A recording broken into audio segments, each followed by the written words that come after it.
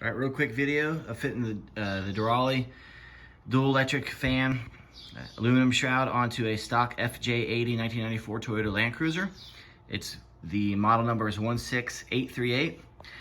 What I had to do to get it to fit this radiator a little bit better is I went to Lowe's, got some angle aluminum, pop riveted on there for right now to kind of make a larger mounting surface so I can mount to the flange that it already is on the radiator.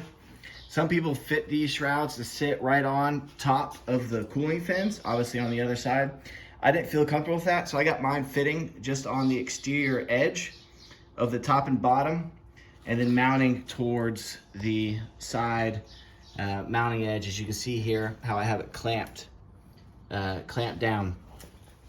That bracket that I told you that I had to move, you can see there that I've got just enough clearance on the forward brake lines, and I'll probably bend the large bracket just a little further away, get just a little bit more clearance on that fan shroud, and then you can see down straight below right here, I'll bend this tube up just a little bit more to get a little bit more clearance, which that is the power steering cooler return line.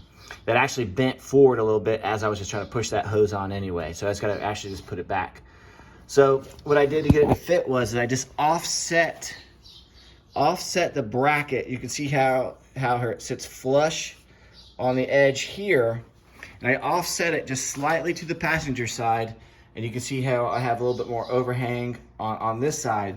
And that, you know, what is that, 1/4 inch? Maybe 1/2 inch over towards the passenger side is what's gonna help some of that clearance, which is fine. I have plenty of cooling coverage, gonna be absolutely fine. And for the gap in between the radiator and the fan shroud here, I'll get a little aluminum block, scrap piece, and I'll use it to fill that up as I bolt it together.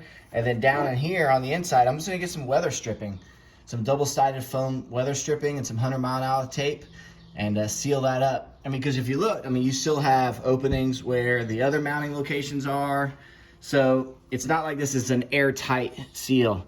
Obviously, you just want to increase the airflow as much as possible. But I'll throw some weather stripping on there, some foam, close that edge up. See ya.